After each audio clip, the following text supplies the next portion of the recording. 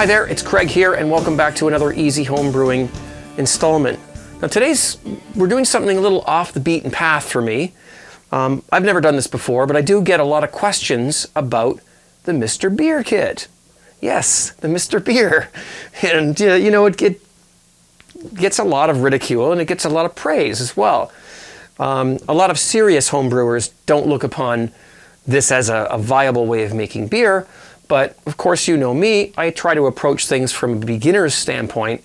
Even though I've been brewing beer since 1991, this is one thing I've never done.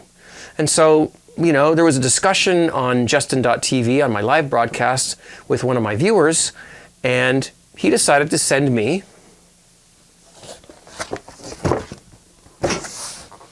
a Mr. Beer kit. So, after many days of thinking about how I was going to approach this, I've decided to do a review of the Mr. Beer kit. As an experienced home brewer, I'm going to read the instructions. I'm going to point out anything that I think might be flawed or, you know, that's wrong with it or whatever, or right with it. And then we're going to, you know, obviously make the beer, ferment it out, and then do a taste test and see what the heck goes on. So I've armed myself with a nice home brew, and I think we should probably look inside this box and see what we've got. Cheers. Okay, let's get into this thing here. See what we've got. Now this kit, from what I've read, comes in two different versions. One comes with bottles and one does not come with bottles. This one doesn't come with bottles, but the sender of this kit, Jason, knew that I don't need any more bottles around here. So he knew that, and so we don't need to have more bottles. So now, you know, I've done some research on this thing. I've heard a lot of good reviews about it, and I've heard some bad stuff. The stigma that I get is that serious home brewers really don't think much of this, but people who started out making beer this way actually have good things to say. Most of them do. So, you know, I don't know. I mean, I get asked all the time, what do you think of Mr. Beer? I have no idea. I do know they've changed their formulation in the last couple of years. I do also know that Cooper's has bought Mr. Beer. That's no secret. And so they're now using Cooper's ingredients for, you know, for these kits. So, you know, because I use Cooper's all the time, I don't anticipate any problem with this. Now, you know, it only brews 2 gallons of beer. So you might say, well, why would you want to do that? Well, here's the fermenter. They call it I think they call it a keg fermenter, or fermenter keg or something like that. There's a little spigot inside there, which we're going to attach in a few moments. You've got measurements on one end here, ounces for, you know, the different levels that you have to pay attention to. And so, you know, again, I mean, why would you want to do 2 gallons of beer? It takes the same amount of time.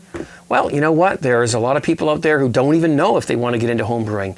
There's a lot of people out there who've got fathers, uncles, brothers who you don't know what to buy them for Father's Day or their birthday or for, you know, Christmas or whatever. So they walk through Walmart and they say, hey,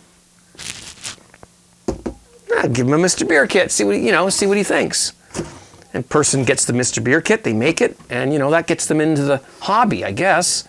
Now, is that a good start? Well, that's what we're going to find out when I do this myself. I'm an experienced home brewer. I'll give you my honest opinion. Okay? So what else have we got in here?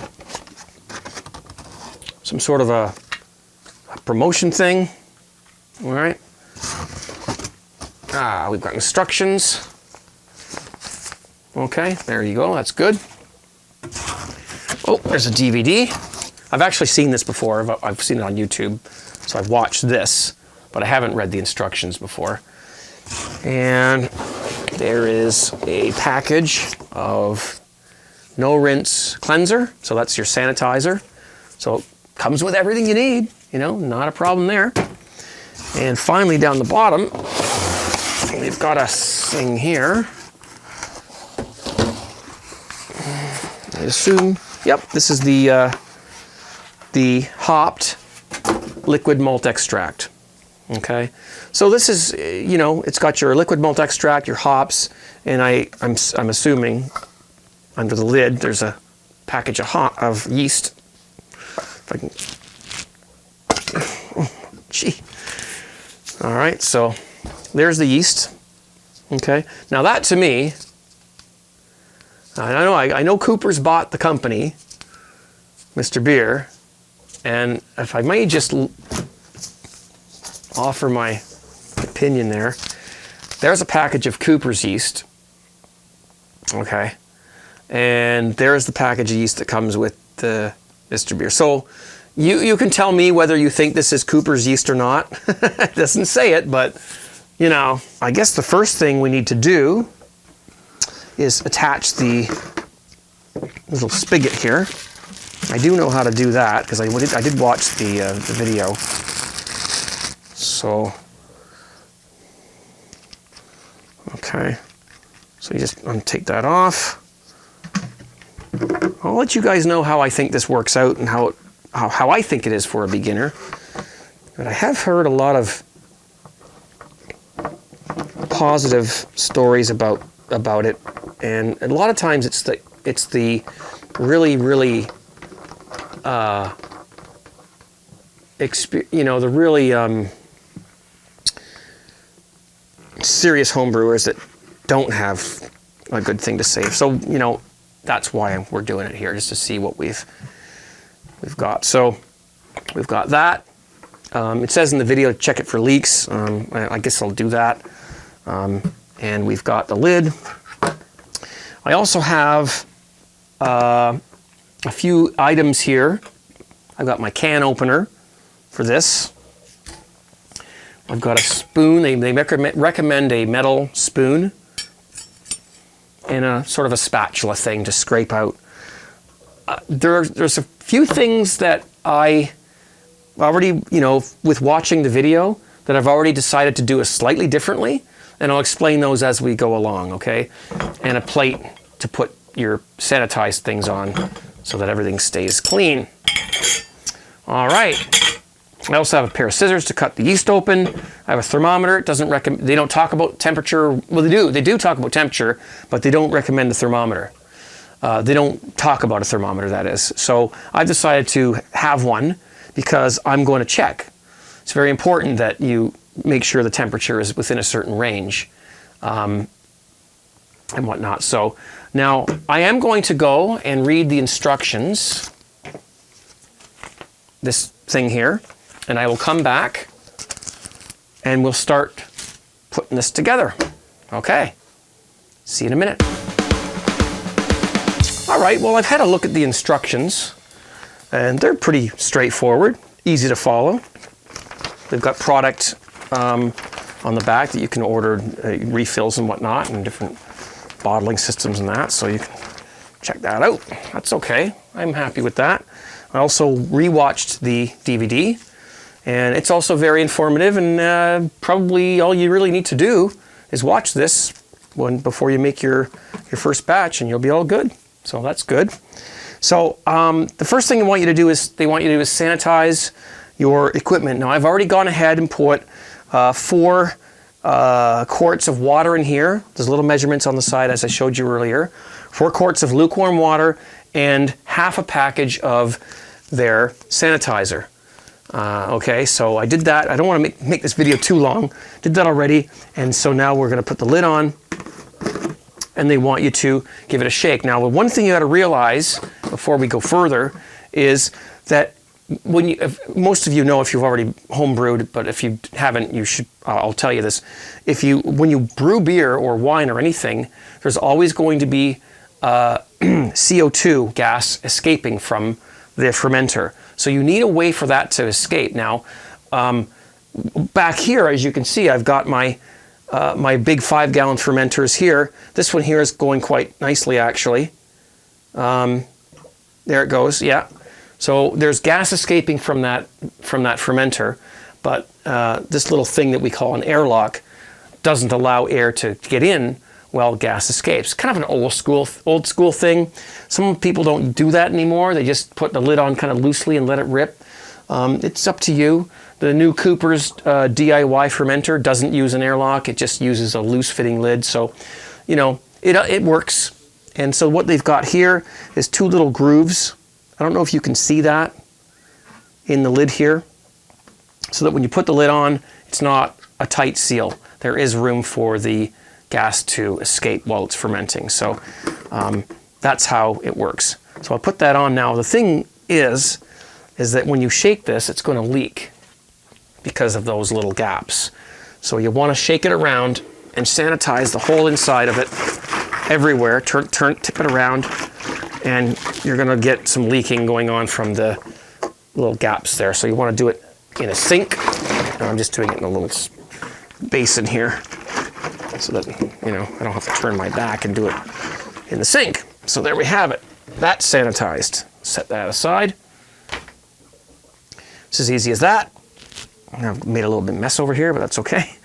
So now what they want you to do is sanitize the rest of your utensils. So you've got a can opener, which you're going to need for this, which, by the way, I'm supposed to be heating this in warm water to make it easier to pour out, and I'll do that in a minute. Put the can opener in there, and the spoon, spatula for scraping out. You'll see that in a minute. Okay. They also suggest in the DVD that you sanitize some of these little measuring spoons, but these aren't being used until you bottle.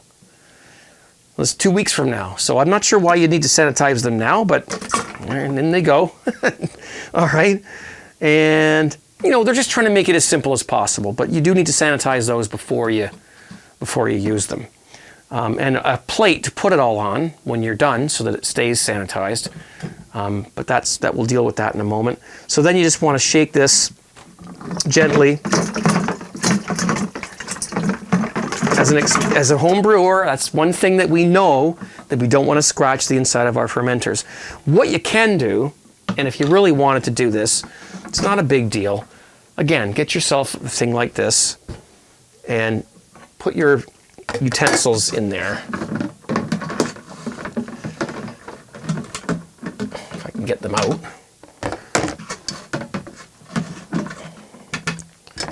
Okay.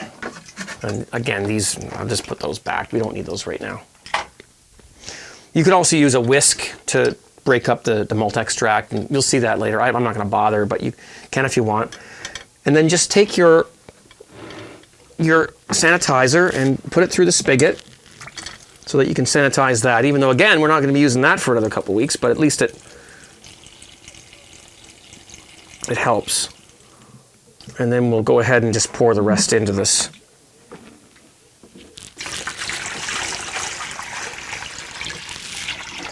Bin here. So there, that is sanitized. That's sanitized. Just sit that on there. And now you can just move that to the side so you can see. Now you can sanitize these things inside of here, along with this little plate that they recommend. Right, put that all that in there, and then you can take that out and just set all of your utensils on that, so that they don't touch anything that's not sanitized. And that's very good advice. I agree with that. All right, now they say to pour this down the drain. I'm just going to leave it over here because you never know. I might need it again. Okay. All right, so now everything is sanitized.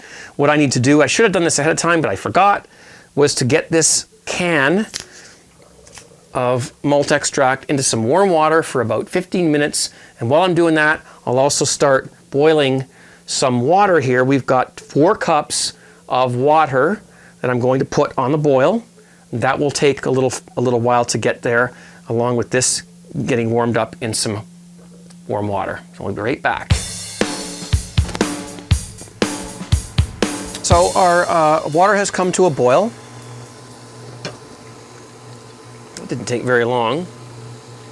So we'll turn that off, and we'll grab our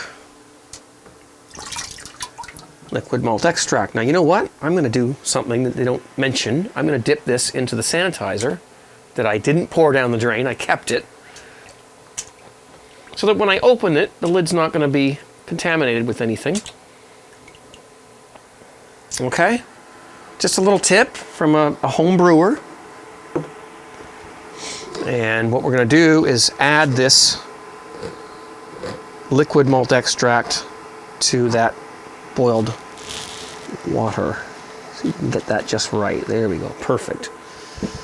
So we can lift that up. Just smells like a Cooper's. That's exactly what it smells like. Just a Cooper's kit. So we'll pour that in. The heat is off. Don't do this when the heat is turned on. You'll burn the stuff to the bottom of the pan. Okay. And so they want you to use a spatula to get this out and give it a little stir. And it might take, you can't see this, I know, I'm sorry. It might take a little while to, dissolve this and get it mixed in with the water. That's fine. They tell you to scrape as much out as you can. What I'm going to do is something I always do. And once I get this mixed around, I'm going to pour some of it back into the can and get the rest of that, because you want as much of it as you can possibly get out of there. You don't want to leave anything behind. This is very concentrated. Let's just put that down there. And this, they don't tell you to do this, probably because it's not very safe, but I'm going to do it.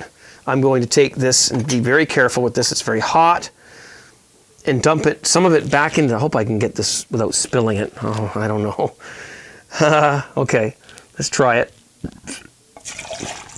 Whoops. There we go.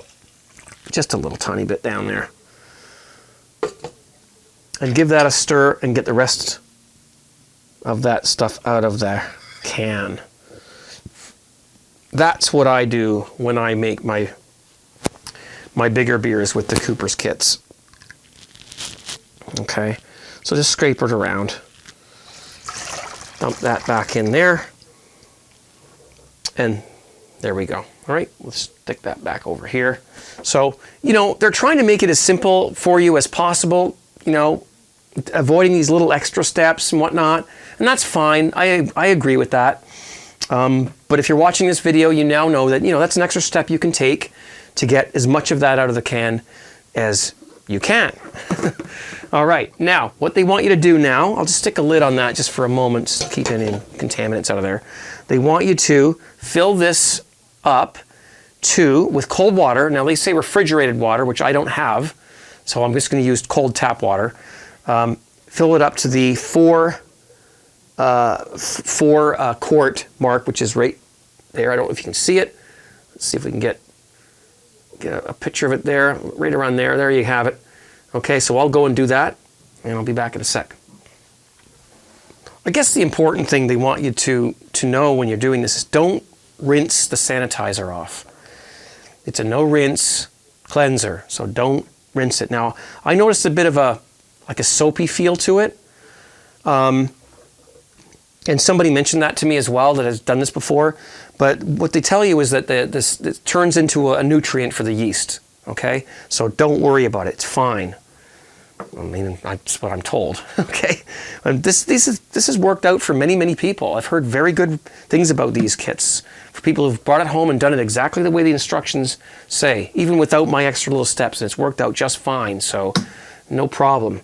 Time for a little cleanser myself.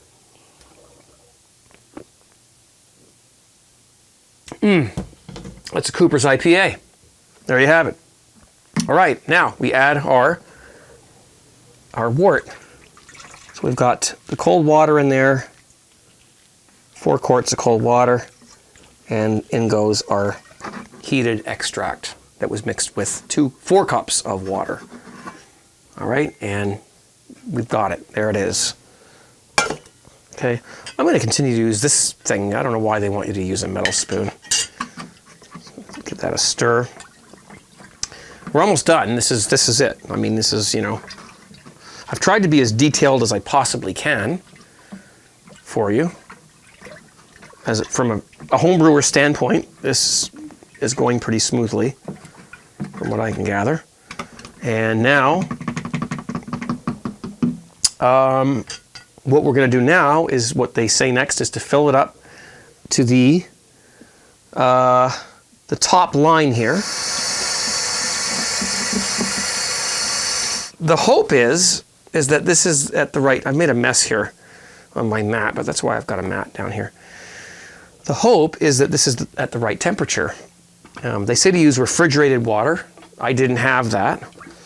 I could have, I guess, provided myself with some of that, but I didn't. So I just used cold tap water. But what you want to achieve is a temperature of about 72. They say between 68 and 76.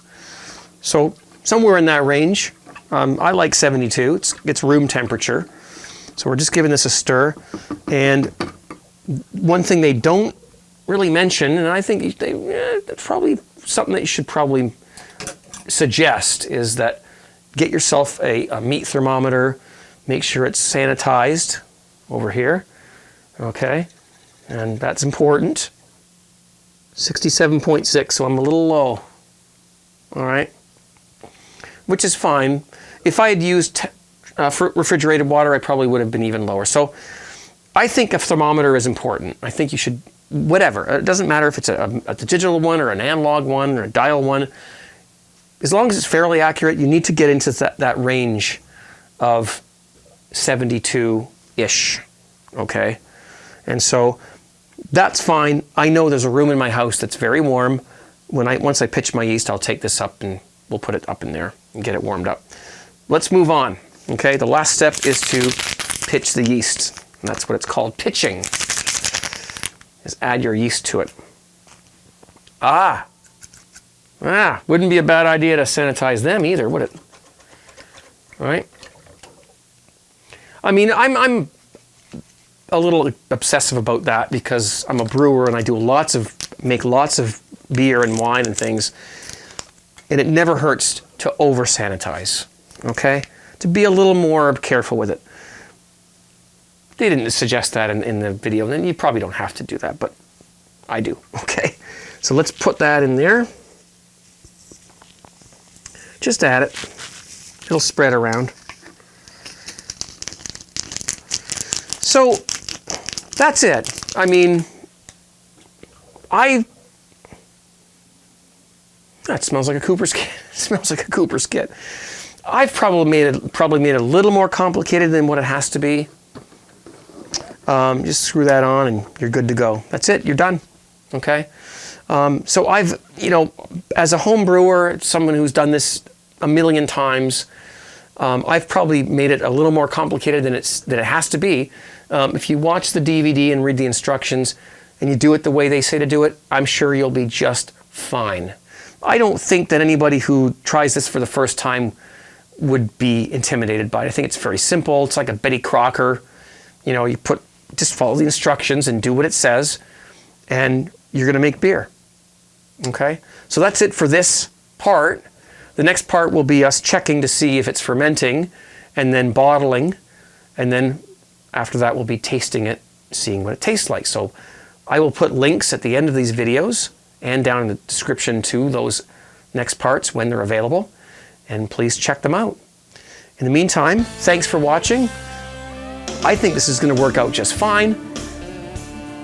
We'll see. Okay? Take care. Thank you. Cheers.